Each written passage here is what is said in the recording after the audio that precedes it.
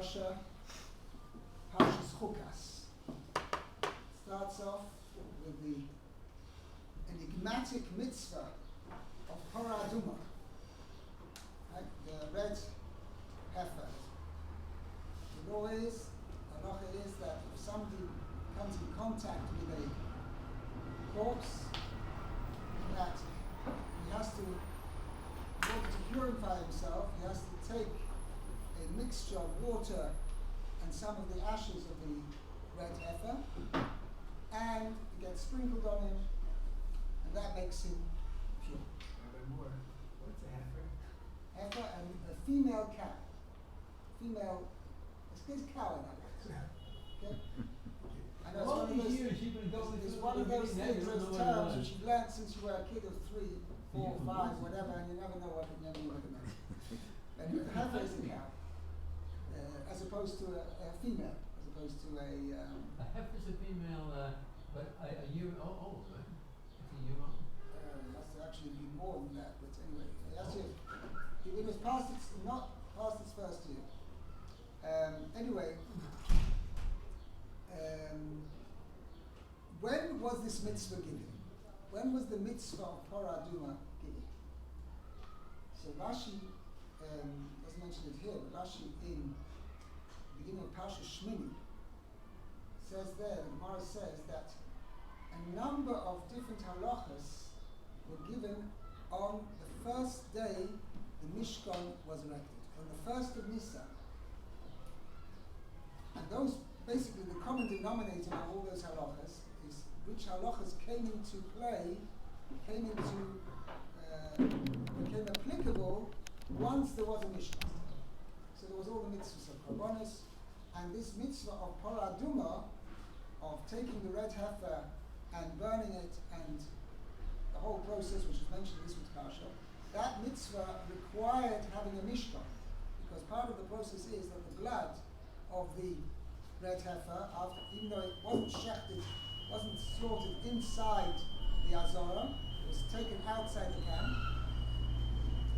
and the Bisman HaMikdash was taken up to the Mount of Olives, Har HaZitzim, and the Kohen who was in charge of burning the heifer and shechting it, burning it, taking its blood, and sprinkling the blood towards the direction of the Beis HaMikdash.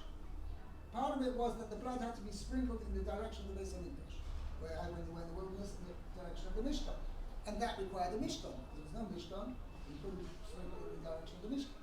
So therefore the mitzvah of Parah Adumah was given on the first of Nisan. Where are we chronologically up to in Parshas Chukas? We're somewhere, Parshas Korach, the story of Korach happened in the second year after the Eight of the Meraglim. Meraglim happened Tisha B'Av. So if the Parsha of Parah Adumah was given to them, in the sequence of events, so it was, we're chronologically up to, let's say, past, Korach must have happened sometime after Tisha B'Av, so we're at least 4 or 5 months after Nisan. But Nisan, Iyar, Sivan, Tammuz, Av, so Tisha B'Av when was the Chet of Meraglim. Chet of Korach happened sometime after that. You say when? So the Torah is putting a parsha which was said on Rosh Chodesh Nisan, putting it over here in our parsha chronologically out of order. Okay? Why is it put here? Now, maybe the key to this, the answer to this is, even though the actual Lashon of Rashi seems to imply the opposite, after the section about the red heifer, Parah Adumah, the Torah describes an event that happened. Vayavoyu b'nei Yisrael kol ha'edom mitbatzim b'chodesh harishon vayishom b'kodesh v'tomos shel Miriam v'tipor sham. Bnei Yisrael, the entire congregation came to Mikbatzim, and Miriam died there, and she was buried there. So Rashi points out over here, why is the death of Miriam mentioned here? This is the point which I'd like to dwell on. Rashi says, Lama nismacha misas Miriam leparshas Paradum. Why is the section, the narrative of the fact that Miriam died, why is that placed next to the section about Paradum? Lo malacha, to tell you, ma korbonos mechaprin, af misas tzadikim mechaperes. Just like korbonos are an atonement, so too the death of tzaddikim act as a korban. So I thought, to answer my original question, maybe herein lies the answer. This, chronologically, we're now up to the point, which is actually 38 years later, or 38 and a half years later, this was the beginning of the 40th year of Jewish people in the wilderness. At this point, Miriam died. So chronologically, this is pretty much online. The Torah put the Parsha Paraduma here to put it next to the death of Miriam. So therefore, that's why the Torah put the section about Paraduma here. Not rather than putting the death of Miriam, which actually the language of Rashi seems to imply that the death of Miriam is put next to the Parsha Paraduma. But the death of Miriam is chronologically in its right place. But the Torah put the section of Paraduma here in order to juxtapose it to the death of Miriam. But let's further understand what is the connection between korbanos, and we say korbanos act as an atonement, sacrifice as an atonement, and the death of tzaddikim also acts as an atonement.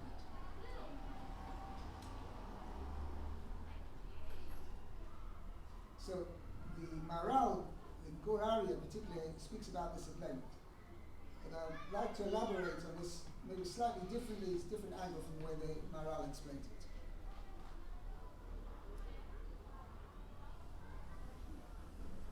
Chazal, Rashi brings in Sefer Yeshaya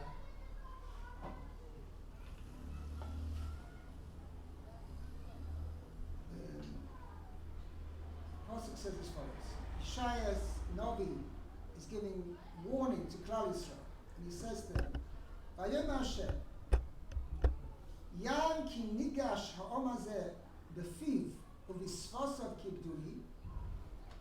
These people have come drawn near to me, befiv, with their mouths, u'visfosav, and with their lips, kibduli, they honor me. Ve'liboy richak mimeni, but their heart is far away from me. V'atahi yirosem osi, and their fear of me is mitzvahs anoshim mulumada. Right? It's like where people keep their mitzvahs mulumada out of rote, out of habit, without any feeling. Therefore, Pasuk continues, Lachei, hineni yosif lahafli es ha'om hazeh haflo v'ofele.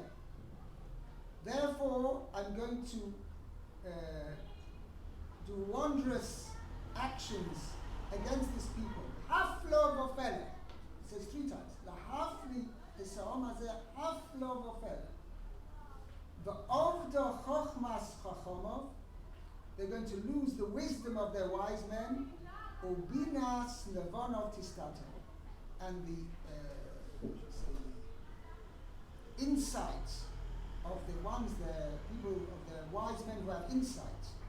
There's tvuna, there's chokhmah, and there's tvuna. Tvuna is insight, which means Chazal say chokhmah is more like knowledge. A person can gather knowledge. But tvuna, bina, is something, knowledge which is built on, well, a person can have basic knowledge, which is he collects the facts. Bina is building, Lashon binyan is building on those facts. Mevin dava mitoy dava. Right? If I know that 1 and 1 makes 2, right? And 2 and 1 makes 3. So I can work out that 3 and 2 makes 5. Okay? If I'm clever enough, because 1 and 1 is 2, and another 1 is 3, and another 2 is 5. So therefore I can work out 2 and 3 is 5. So I'm using Bina for that. So that means So the Pasuk says that Klal Yisrael will lose the wisdom of their wise men and the insight or the understanding of those who have insight. Tistata will be hidden, means they'll lose that as well. Rashi comments on this here in the Pasuk over here, that the fact that the Pasuk uses a triple Lashon, actually there's a double Lashon.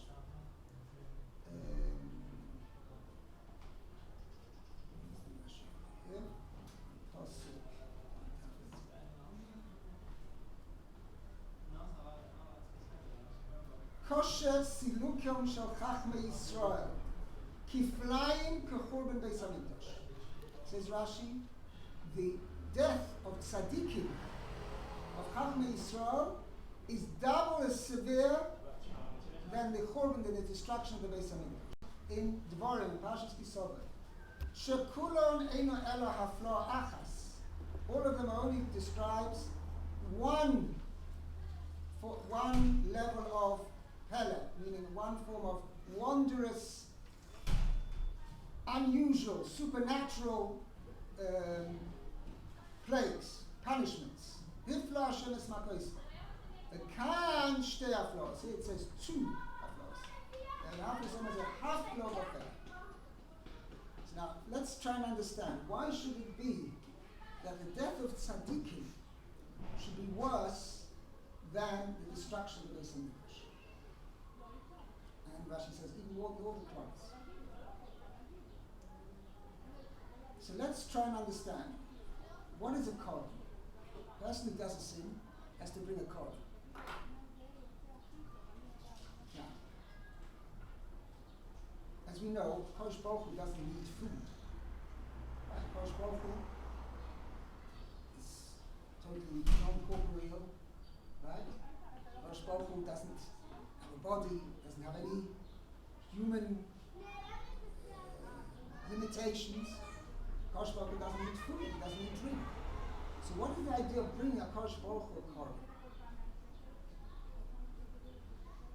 Sacrifice. So Chazal explain that a person who sinned has got to bring a sin offering. That before he brought the actual korban was slaughtered, he would have to make a confession. So say, listen, I've done a certain sin, and I confess that I've sinned, and together with the confession, was obviously the Chazal explained that there's 4 chalkei kapara, there are 4 parts to any person's atonement. He first of all has to have charata ala ova, regret for what he's done in the past. Kabbalah ala osid, accepting upon himself to improve his ways in the future. Vidui, confessing that he sinned. Now it's interesting that besides having been sorry for what he's done, he's got to actually speak out and confess. And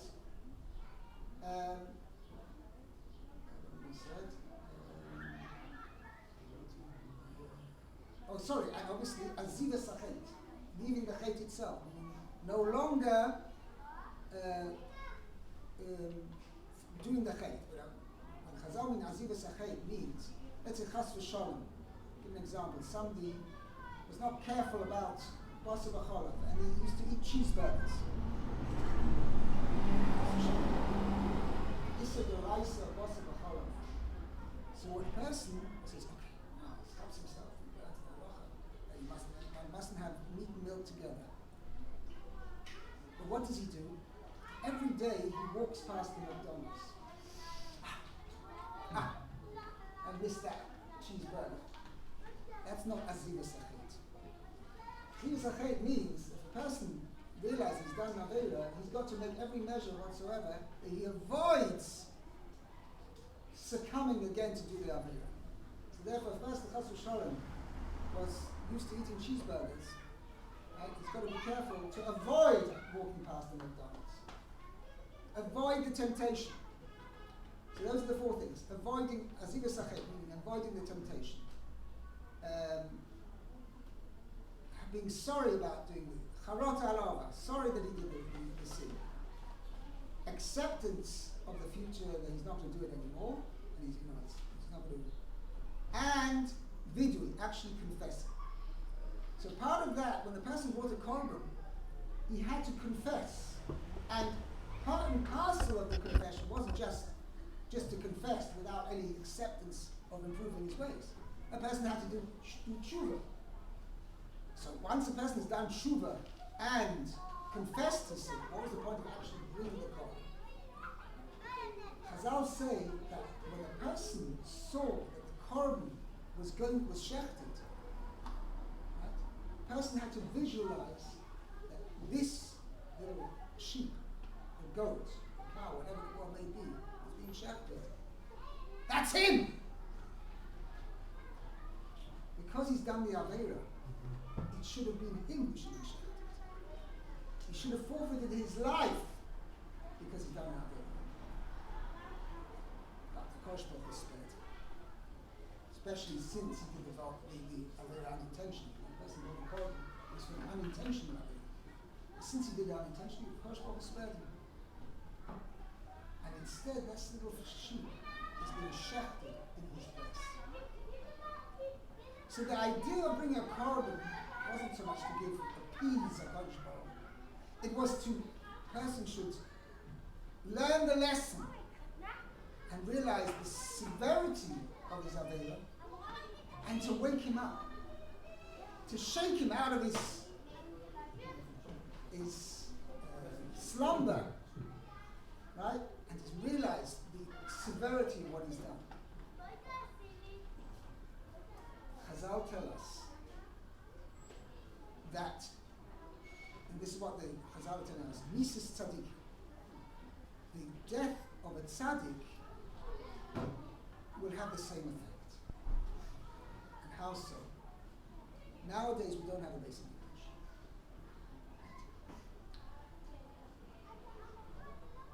Let us try and answer, what is a tzaddik? A tzaddik is somebody whose entire life has been bound to service of a Kodesh Baruch Hu, to serve a Kodesh Baruch Hu. And such a person has been an example to all the people who live around him of the way a person should behave.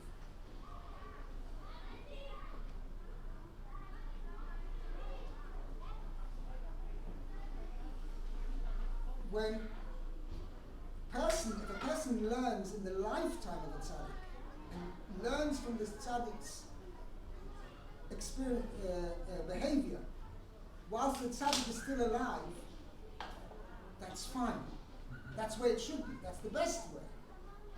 But if chas v'sholem, the tzaddik is there, and the people are not learning from his ways, they're not taking his example. Why? Because they think, the tzaddik's with us, fine, we rely on the tzaddik's good deeds to protect us. And they're not sufficiently learning from his example. So what is a Kodesh Baruch Hu? Kodesh Baruch Hu's got to give us a big jolt in the same way as the shechita of the korban. It's the same way as somebody who's done an Aveira sees the shechting of the korban and gives him a jolt. He says, wow, that should be me. Now we don't have a Beis HaMikdash.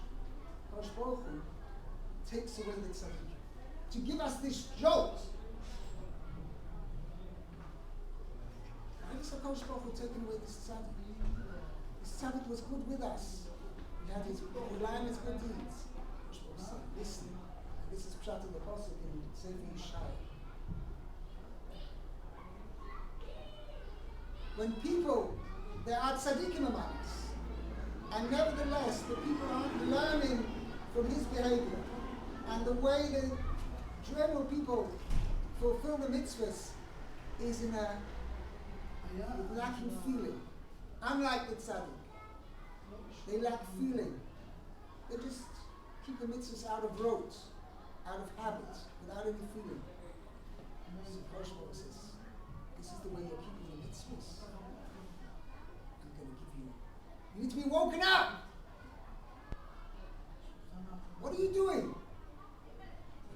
Fulfilling me, Kilu, serving me, without any feeling, without any feeling of connection to HaKadosh Baruch Hu. So HaKadosh Baruch Hu says, I'm going to jolt you. More than just jolt you. I'm going to shake you up. And I'm going to take that cherished tzaddik from you.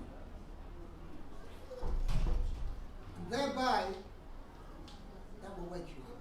So that's the idea of the kapara. It's not just a magic potion.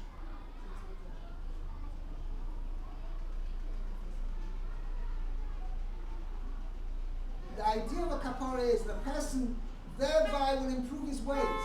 The person will wake up from his situation of being distant from HaKadosh Baruch Hu, unaware of HaKadosh Baruch Hu, lacking connection with HaKadosh Baruch Hu. And in the same way as a korban, Bisman HaMikdash, fulfilled that purpose of waking the person up, bringing a person closer to Hashem, so too, Chazal tell us, the death of the tzaddik will shock the people, will shake up the people.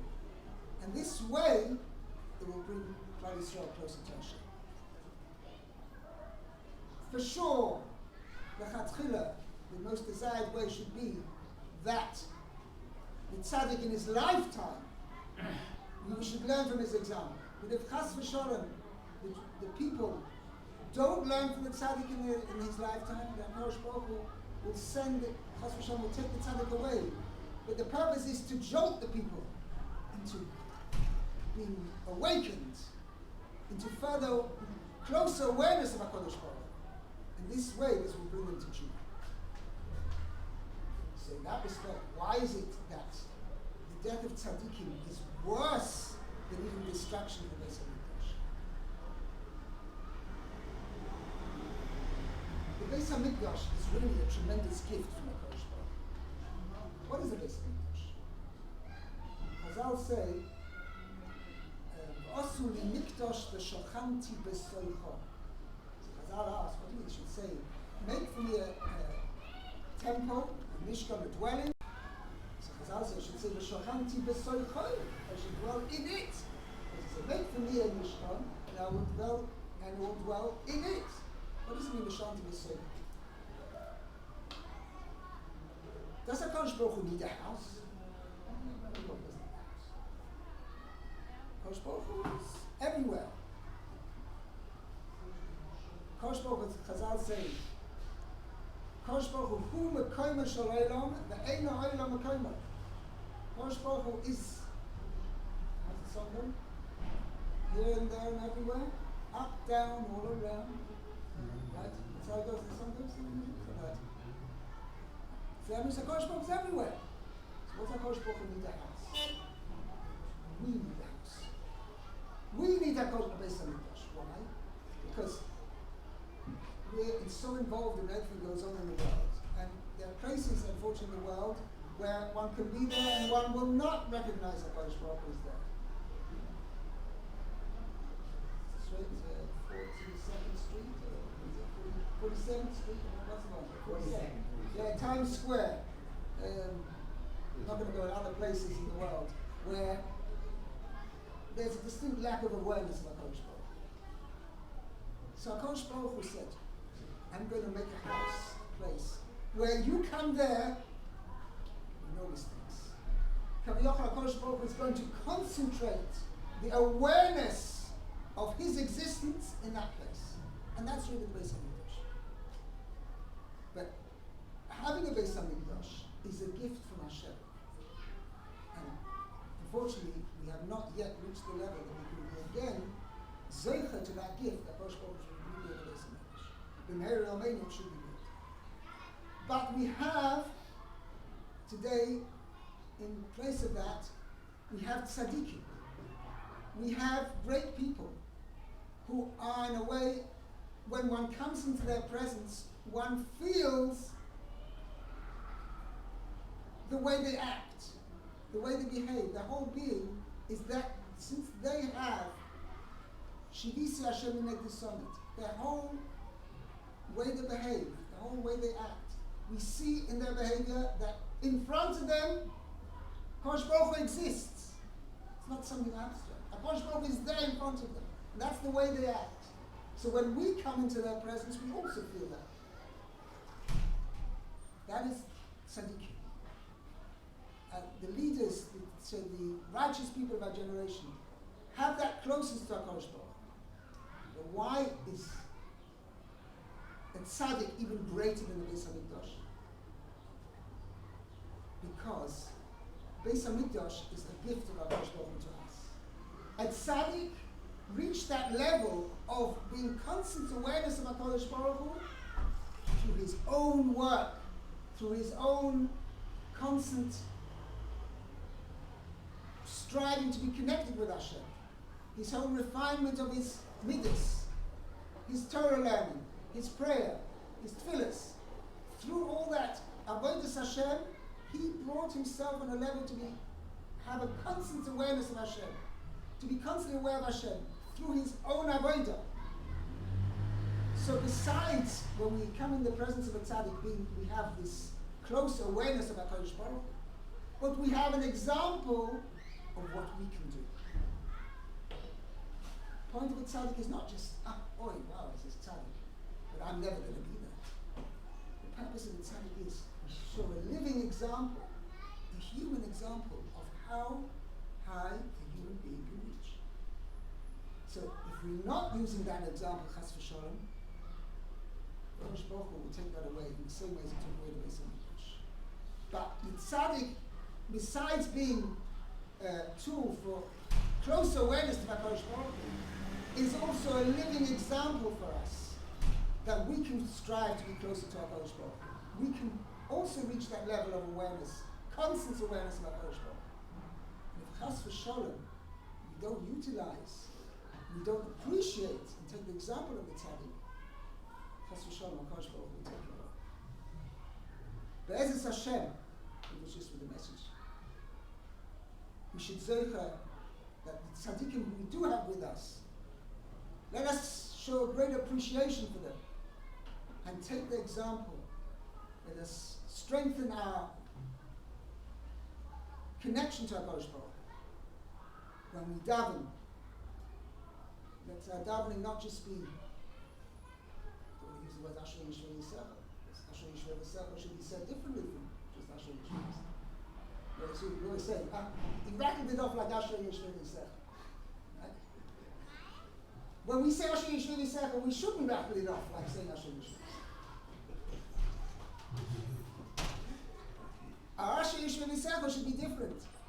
Ashman Esra, every whole davening should be different.